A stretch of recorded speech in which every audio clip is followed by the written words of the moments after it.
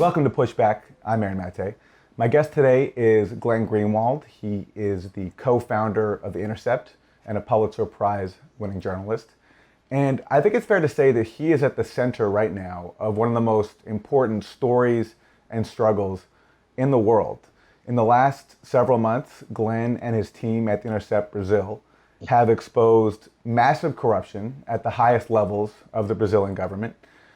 Leaks showing that the current Justice Minister, Sergio Moro, was involved in a plot to jail Lula da Silva, the former president, which prevented Lula from running in the last presidential election and paving the way for the victory of the far-right leader Jair Bolsonaro, who then appointed Moro as Super Justice Minister.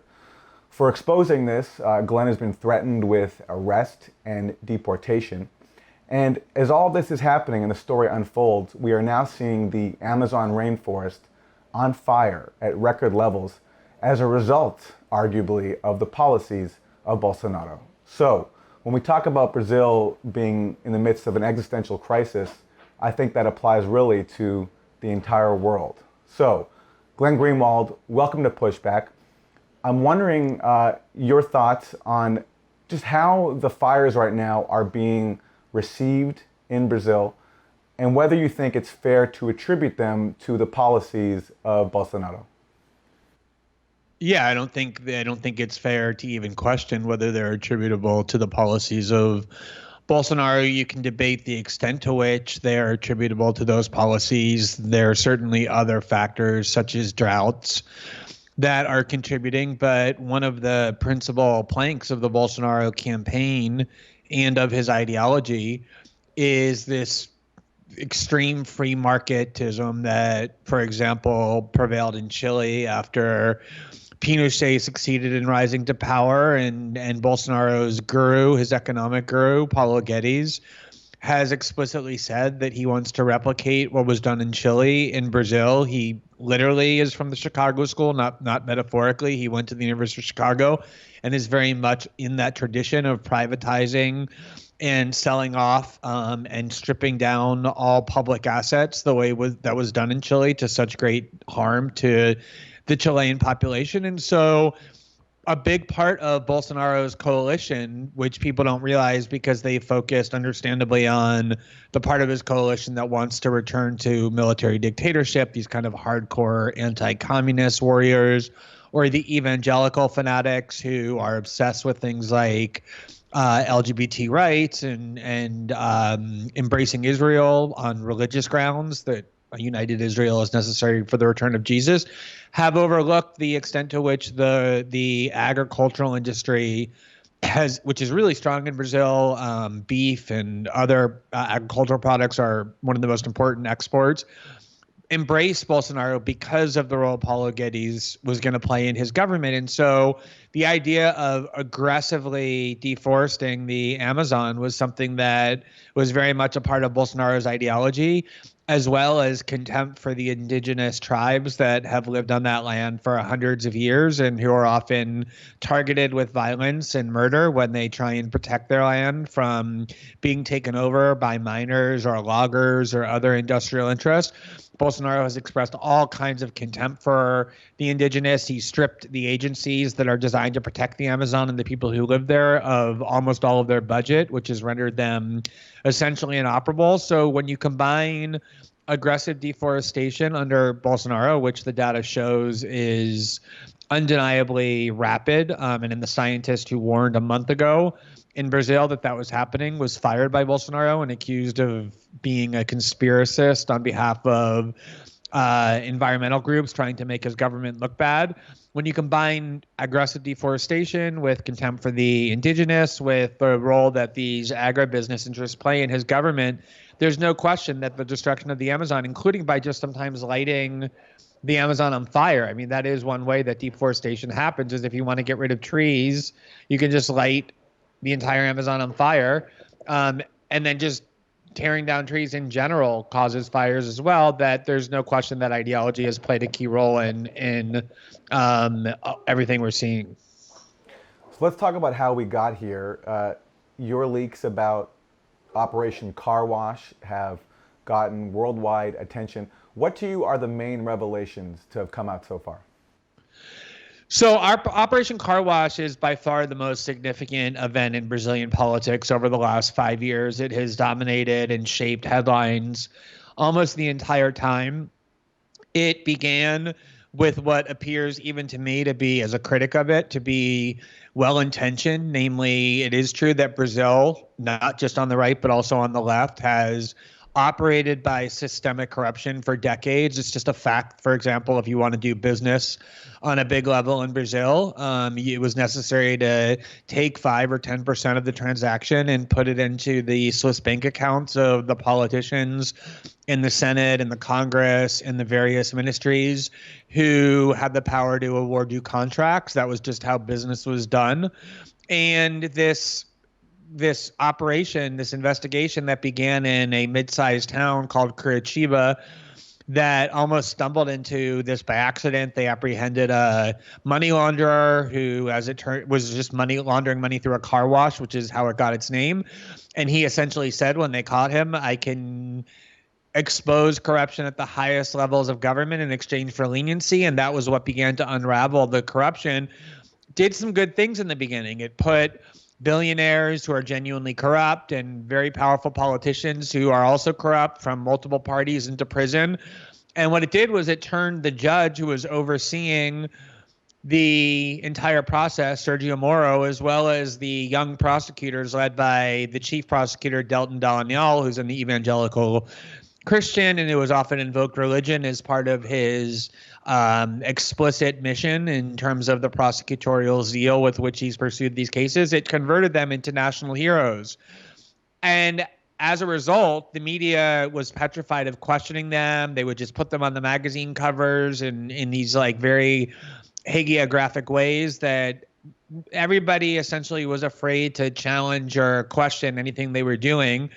And as happens all the time with humans, given human nature, that power began to corrupt them. And they began to view whatever it is that they did as justified, given how benevolent and heroic they believed themselves to be. And as the media was suggesting they were. And they clearly had an animus toward left-wing politics in Brazil, as is true of most highly educated and rich Brazilians. They very much favored the Brazilian right and began to use the pretext of law and anti-corruption as a means of destroying the Workers' Party, the party of Lula and Dilma, which has dominated Brazilian politics for years. And what these leaks showed is that over the last 3 to 4 years, while they were doing the most consequential prosecution, which is the prosecution of two-term President Lula da Silva, who left office in 2010 with an 87% approval rating, who transformed Brazil, took millions of people out of poverty, and was leading the presidential race, according to all polls, by 15, 20, 25%, was almost guaranteed to be elected last year. They targeted him with the conviction that even to Lula's critics looked very dubious. The kind of case that they brought, the way they brought it, the speed with which it was prosecuted, the way they obtained an appeal, all very rapidly in time to render him ineligible to run for office. So they took out the leading presidential contender, which is a very grave thing to do in a democracy. They imprisoned him under very dubious charges. And what these leaks have shown was that the entire time they were doing that, and other cases as well, the judge, Sergio Moro, the hero, the kind of priest of high ethics, was secretly collaborating the entire time with the prosecutors on how to build the case, on how to construct the charges, on how to make sure that Lula and others were found guilty and that the convictions would be affirmed on appeal in time to render them ineligible. So they were basically breaking every rule, violating every law, because just like in the U.S., a judge is required to be neutral. You can't have a judge collaborating in secret. We have chats where they were explicitly saying that they would protect certain right-wing politicians, including another former president, Fernando Henrique Cardoso, because he was an important political ally of theirs, and they didn't want to alienate him and his party by prosecuting him, even though the corruption that they found was very similar to the corruption they were accusing Lula of finding. So the revelations, the exposés we've been publishing have really called into radical and fundamental question what had up until this moment been this kind of epic hero story of these young prosecutors and this crusading judge that had been cleaning out corruption when in fact they were the ones who were corrupt the entire time. And what makes the story so, significant is that, as you mentioned, once Bolsonaro won, thanks to what Sergio Moro did in convicting Lula, he turned around and made Sergio Moro not just a justice minister, but as you said, a super justice minister. Moro really had more leverage than Bolsonaro. Bolsonaro needed Moro as kind of the linchpin of credibility with the middle class. And so Moro got whatever he wanted. And what he wanted was all of these agencies that had previously been dispersed consolidated under his control. Powers of surveillance, of investigation, of monitoring, of arrest, of law enforcement. And it made Sergio Moro arguably, certainly the second most powerful figure in Brazil, but arguably the most powerful figure in Brazil, even more so than Bolsonaro, given his statures and the power that he had. And, he's been like this kind of religious like figure in Brazil. You walk by buildings and you would see murals of Sergio Moro on the wall. In Moro we trust became a common Brazilian phrase. And so the fact that our reporting was essentially principally devoted to exposing Moro, not as an anti-corruption crusader, but as deeply corrupt and dishonest and even engaging in illegalities, is why the reporting has become so dangerous and why it's provoked so much outrage, because of the centrality that he plays and holds for this iconography of Brazil over the last 5 years, but also the credibility, the linchpin that he is for the Bolsonaro government. So I want to ask you about the U.S. role here. As we're speaking, a group of Democratic lawmakers have written a letter to Attorney General William Barr with a series of questions about the U.S. role in Operation Car Wash. And this is something that Lula raised in your interview that you did with him back in May. This was before these leaks came out. And Lula said that he believed that the U.S. Justice Department played a major role behind Operation Car Wash. Gay, eu tenho clareza de que tudo o que aconteceu neste país, em função da Lava Jato, foi para impedir que o Lula fosse candidato a presidente da República. Hoje eu tenho muita clareza. Da mesma forma que eu tenho clareza que o Departamento de Justiça dos Estados Unidos está por detrás disso. Da mesma forma. Tem evidência para isso? Hein? Tem evidência? Tem provas? Eu tenho só convicção. É por tudo. So that was Lula da Silva speaking to our guest, Glenn Greenwald, back in May. Glenn, I'm wondering your thoughts on this. When you asked Lula for any evidence, he didn't have any. He just said that that was his hunch. I'm wondering if your impression has changed at all in the aftermath of these leaks, what you think the possible U.S. role might have been, if there is one at all. Well, there's clearly a U.S. role. The oil company, the state-owned oil company at the center of the corruption scandal, which is Petrobras, which not coincidentally was a major target of NSA spying back in 2013. That was one of the stories I was able to do with the leading Brazilian media outlet Globo, was that the NSA was spying on Petrobras. That's one of the stories that made the biggest impact, one of the Snowden stories that made the biggest impact on Brazil. The U.S. has a huge interest in Petrobras because it's one of the most important oil companies in the world. It has incredibly valuable untapped oil resources. They were concerned was doing business with Iran and wanted to monitor what Petrobras was doing, apparently interfere in what Petrobras was doing, obtain potentially the technology that they've developed for what's called pre-salt oil, which is this form of oil that can be extracted in ways that are much more profitable and then refined and sold in much more efficient ways. So we already knew from the Snowden story that the U.S. had a huge interest in Petrobras. Petrobras was at the center of the corruption scandal that we've been discussing that led to Operation Car Wash.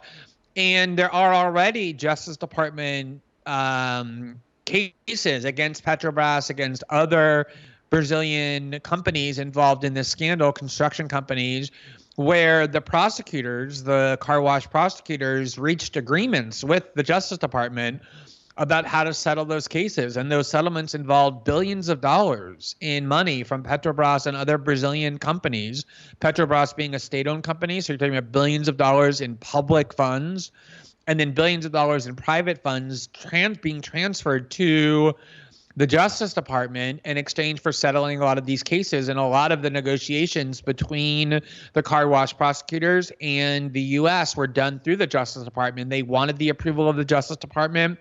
There's other evidence as well that even Dilma's impeachment, which took place in 2016, which in retrospect, people are starting to realize was not only unjustified, but is what paved the way for Bolsonaro as much as Lula's conviction, because it kind of codified this idea that the solution to Brazil's problems lies outside of the democratic framework. Dilma had won a re-election in 2014, a very intensely contested election with the center-right candidate, and then 18 months later they impeached her based on corruption charges that in the context of Brazilian politics is the equivalent of jaywalking. And there's evidence that I wouldn't say the U.S. engineered that, but certainly the U.S. was involved in that, had approved of it, and at the very least collaborated with the key people who ultimately led the charge for Dilma's impeachment. So you see U.S. fingerprints on everything that happens in Brazil. Obviously, nothing significant can happen in Latin America without U.S. approval. I wouldn't say that the U.S. is behind all of this the way they were, for example, behind the 1964 coup that overthrew the center-left government that had been elected and imposed a 21-year military dictatorship on Brazil. But they were certainly involved in it to an extent which I think even now is a little bit unclear, but we can definitely say that they were involved. What to you explains the hostility towards Lula and Dilma on the part of Brazilian and U.S. elites?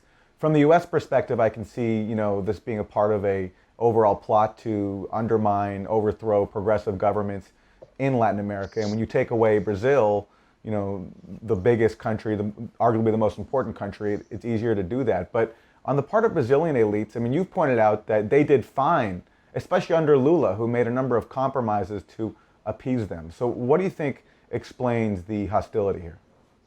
Yeah, I think it's really interesting and important for a Western audience to understand that both Lula and Dilma traveled a great distance ideologically and politically from their early days.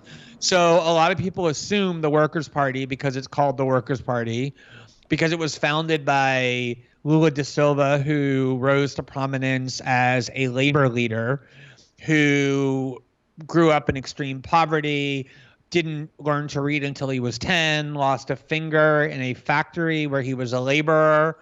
And then Dilma Rousseff, who was an actual Marxist guerrilla, she took up arms against the military dictatorship and was imprisoned by the military dictatorship and tortured by the military dictatorship that President Bolsonaro has repeatedly praised.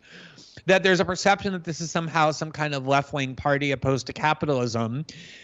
Lula ran 3 times as this leftist candidate and lost 3 times. And he realized that he was never going to win because Brazilian oligarchical institutions were too powerful and had too much sway over public opinion unless he appeased them that he was going to be more cooperative with the oligarchs. And in 2002, which is when he finally won on the 4th try, he selected as his vice president this center-right banker who was beloved by Globo and the industrial interest. And he wrote a very famous, what's called Letter to the Brazilian People, Carta ao Povo Brasileiro, that essentially promised that he was no longer the Lula of the past, that he had learned that he needs to fuel the machinery of capitalism, and only through Brazilian economic growth in a capitalist context can the Brazilian poor finally be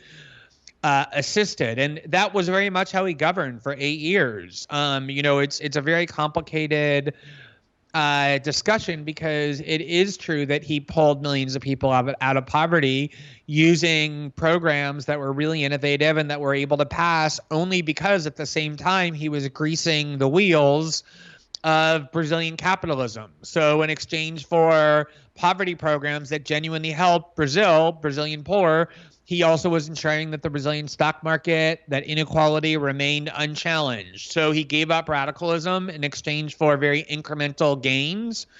And Dilma very much did the same thing. She was much more, by the time she was chosen by Lula to succeed her, much more of a kind of technocrat than she was an ideologue. She didn't agree to do all of the austerity measures that were demanded of her, but she agreed to do a lot of them. Both Lula and Dilma were heavily criticized by environmentalists for helping to harm the Amazon through massive mining and dam projects for hydroelectric facilities, for example.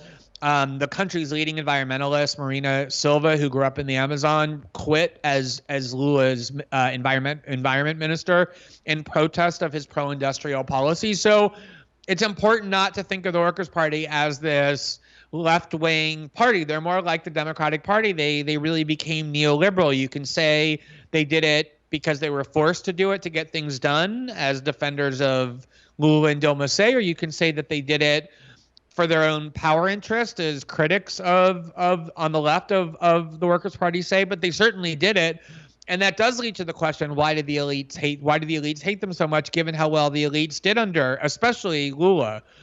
And when I asked Lula that, his answer was that it's really cultural, that because under Lula, poor people started, for example, to be able to afford plane tickets. And so the bourgeoisie and the upper middle class of Brazil, the white upper middle class, had to go to the airport, and suddenly there were all of these previously invisible black people from favelas who for the first time had the money to buy air tickets, or who could go to the same malls, that it just became that this kind of cultural position of privilege that was being eroded, and that was what was being blamed on the Workers' Party, so that even though the elite of Brazil still did very well, they felt threatened by some level of inequality erosion. I think there's some validity to that. There's always been this resentment that Lula and Dilma were not the kind of people who should be running Brazil, that the people who should be running Brazil are the kinds of people who were educated in the U.S., who came from rich families, who went to the best schools. There's definitely a cultural component to it. But I think that the real story of why the Workers' Party ultimately gave way to Bolsonaro is that, like neoliberalism in so many places around the world, it just failed the interests of huge numbers of people. So by the time Dilma was in her second term, all of the advances, or most of the advances made by Lula, had been lost. People were suffering. Their jobs were disappearing. They saw income inequality growing again. They were the first in line to pay the price for the need to cut budgets rather than seeing taxes on the rich being increased, so that income inequality and wealth inequality in Brazil is greater than any other democratic country in the entire world. And so they learned to hate the entire political system, which meant the Workers' Party. They didn't become racist and homophobic and misogynistic overnight, or even at all. They just went into the arms of somebody who said that he hated the political system as much as they did, who promised to be an outsider to it, and who they watched political elites despising, which was Bolsonaro. It's very similar to the dynamic about why so many people embrace Trump, not because of all of his horrible views, but despite them. And that really is the story of Brazil's ideology. It tracks in a very obvious way the neoliberal failures in Western Europe and the U.S. and what it's led to. Finally, Glenn, for doing this reporting, for exposing Operation Car Wash, you've been threatened with arrest, investigation, deportation. You've been subjected to a number of homophobic attacks from the highest levels of the Brazilian government, you and your husband, David Miranda. You've also received an outpouring of support around the world. I'm just wondering your thoughts on the attacks you've received, but also the support you've gotten. Yeah, I mean, look, David and I obviously went through the Snowden story, and so have dealt with some degree of similar attacks in the past. We knew this is going to be different because the country we were angering, in this case, the government we were angering, is the one in the country we're in, as opposed to thousands of miles away, as was true of the Snowden case.